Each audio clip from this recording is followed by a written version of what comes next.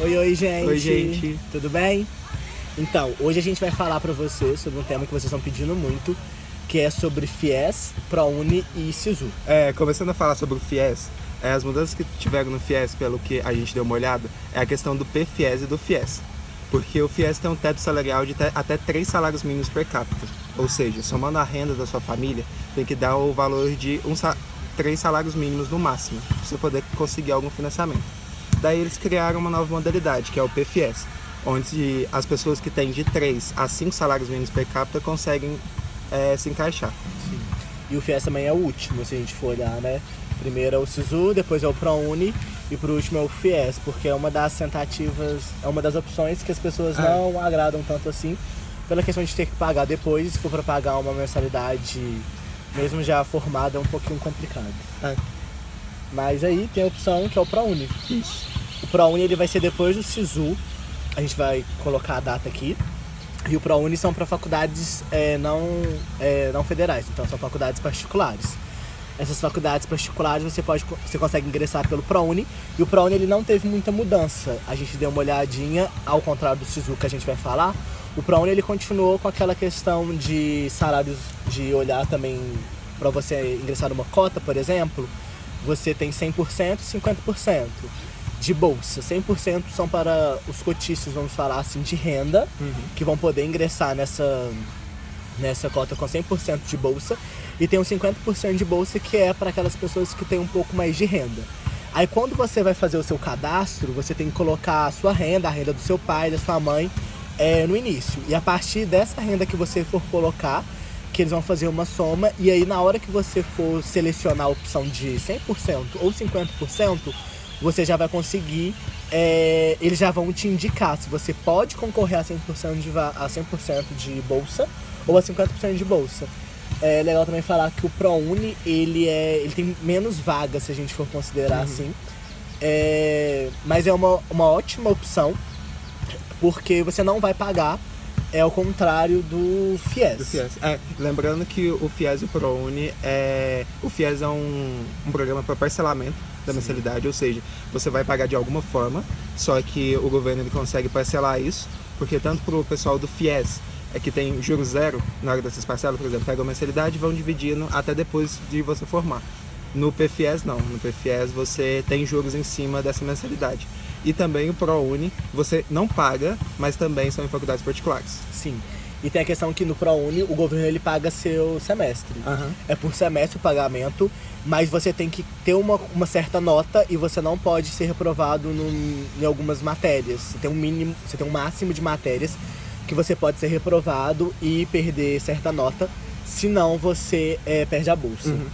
Mas isso as pessoas que ingressam, né, pelo ProUni, eles já ficam cientes disso bem antes e tenta fazer todo o sacrifício para conseguir 60% ou 70%, porque algumas particulares são 70% de cada matéria. Agora o SISU? Agora o SISU. O SISU foi um dos programas, né, governamentais que mais sofreu mudanças agora neste ano. Eles lançaram um edital no finalzinho de dezembro, se eu não me engano, falando das principais mudanças. O SISU são para as faculdades estaduais e federais. O FMG mesmo, ela abre o SISU apenas... É interessante falar isso, que muita gente pergunta. O SISU da UFMG, galera, ele abre apenas em janeiro, agora em janeiro. E selecionam 320 vagas, logo agora em janeiro, separando 160 para o primeiro semestre e 160 para o segundo semestre. O que acontece é que as 160 primeiras vagas você já começa agora, e lá para julho, se eu não me engano, mais ou menos, se sobrar vagas, eles vão continuar a lista de espera que você mostrou interesse agora no começo do ano. E aí que entra a grande diferença do SISU do ano passado para o SISU desse ano. Porque a lista de espera agora, antes no caso, se você passasse numa faculdade, você poderia continuar na lista de espera de uma outra faculdade ou de um outro curso. Aqui a gente vê muito isso, por exemplo. O pessoal que eles ficam na lista de espera na UFMG, eles colocam como primeira opção, a UFMG, entre nessa lista de espera, enquanto é aprovado na segunda opção. Sim. Daí, como a UFMG abre só uma vez, e normalmente o pessoal dessa lista de espera entra no segundo semestre, eles se matriculavam em outra faculdade, faziam um semestre lá e entravam aqui cortando matéria. Sim. Isso facilita para o estudante, mas acaba que deixa vagas ociosas na outra faculdade. E acho que esse foi um dos motivos que o MEC quis colocar isso no SISU. Sim, sim. Eu acho que ser mais democrático, até para todo mundo conseguir uma vaga. Só que quem também fazia isso certinho, quem queria, por exemplo, porque muita gente veio nos questionar a questão de se ficou mais fácil ingressar na faculdade de medicina com esse novo SISU ou se ficou mais difícil. Eu acredito que essa questão de fácil e difícil a gente vai ver agora na prática, porque tem lados positivos e lados negativos. Por exemplo, vão ter mais vagas nas faculdades do interior, por exemplo, porque essas vagas ociosas que não seriam completadas, elas vão estar disponíveis para você. Só que a gente tem que pensar também naquela questão de até onde a pessoa vai conseguir colocar a nota. Por exemplo, se você está... Porque com o decorrer dos dias do SISU, gente, vocês não conseguem ver a sua colocação, né?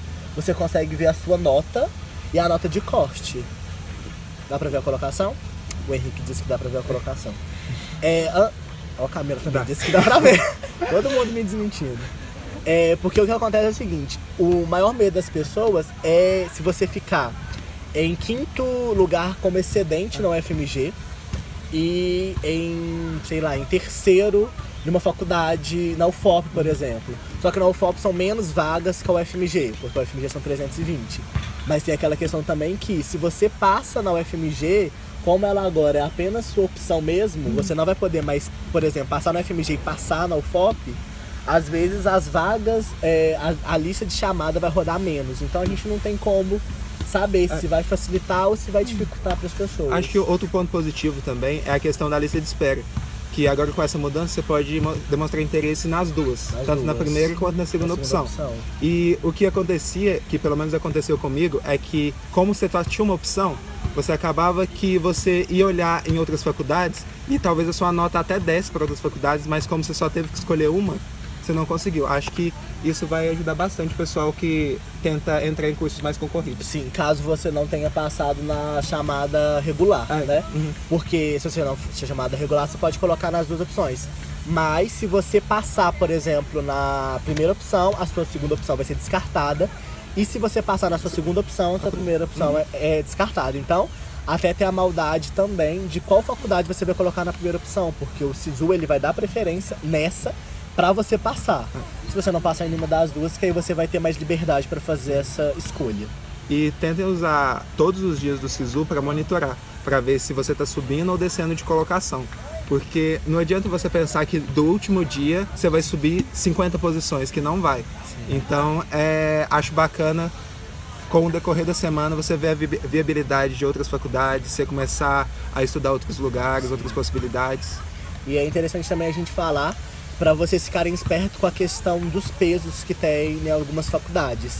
A questão do peso, galera, é porque às vezes você foi muito bem na redação e a UFRJ, por exemplo, ela tem peso na redação, se eu não me engano é peso 4. Então a sua nota ela vai subir um pouco naquela faculdade, diferentemente das outras faculdades que tem peso 1 em todos os lugares. Então você também tem essa maldade de colocar a sua nota no lugar onde tem um peso maior na sua nota maior, porque acaba que isso vai te ajudar a ingressar na faculdade mais rápido. A UFMG ela não tem peso nenhum, é peso em todas, mas a UFOP, Diamantina, o UFRJ, essas faculdades, o FTM, o UFV, essas faculdades têm peso e é interessante dar uma olhadinha nisso antes de se inscrever.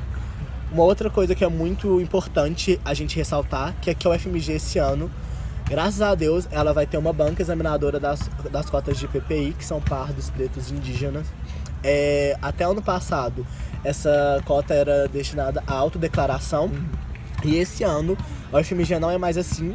Então também fica esperto para essa questão, porque agora, se você for barrado, você perdeu a sua chance de ingressar no primeiro semestre. Você só vai ter a oportunidade de ingressar em outra faculdade no segundo semestre, caso você tenha fraudar cota, que é o que aconteceu, né, muito, e que agora o FMG tomou uma postura diante disso para dar uma diminuída desses casos, que é pegar vaga de quem realmente merece. Então também ficar atento a essa questão das cotas, se você está entrando realmente nelas, para não ter problemas futuros.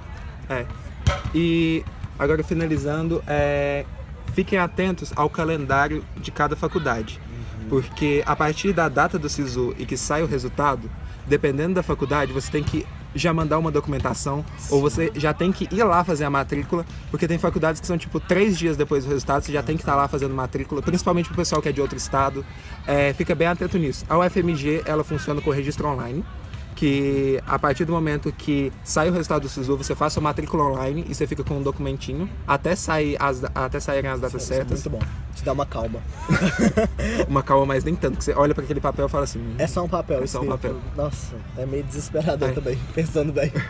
Mas em questão disso que você falou, é legal comentar, porque ano retrasado, se eu não me engano, eu fiquei próximo de uma particular, pelo ProUni, e nessa faculdade você tinha que levar a lista de espera, você entrava na lista de espera se você entregasse os documentos.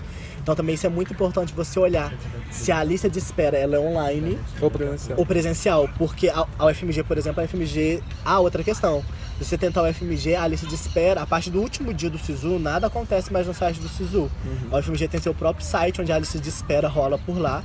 Então é legal você ficar atualizando esse site, não só para quem está na lista de espera, mas também como quem foi aprovado. Porque para fazer o registro online, data de matrícula, tudo passa nesse site. Então é fmg.com/sisu, se eu não me engano.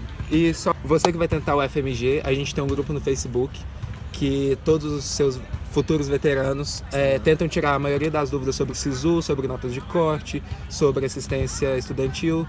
Tudo que vocês precisarem, vocês podem entrar, a gente vai deixar o link aqui. Vocês entram lá e tem várias coisas legais. A gente quer muito que vocês entrem para o UFMG, que é a maior de Minas, mas não fique, se você tem essa possibilidade, não se restringir apenas aqui ao UFMG, não se restringir apenas às capitais. Existem várias faculdades de medicinas muito boas no Brasil inteiro, e às vezes no interior sua nota vai dar e você vai ter a possibilidade de realizar um sonho. Então é isso, fica atento às datas e é isso. Qualquer dúvida vocês mandem no nosso Instagram, comenta aí embaixo, curte o vídeo, compartilha com seu amigo que vai tentar SISU, ProUni, FIES. Se inscreve no canal. E coloca o sininho, porque aí se você apertar o sininho vai chegar a notificação todo domingo que tem vídeo novo. E às vezes às quartas-feiras também, com a nova série do canal. E semana que vem vai ter um vídeo que vocês pediram bastante. Espero que vocês. É isso, tchau, gente.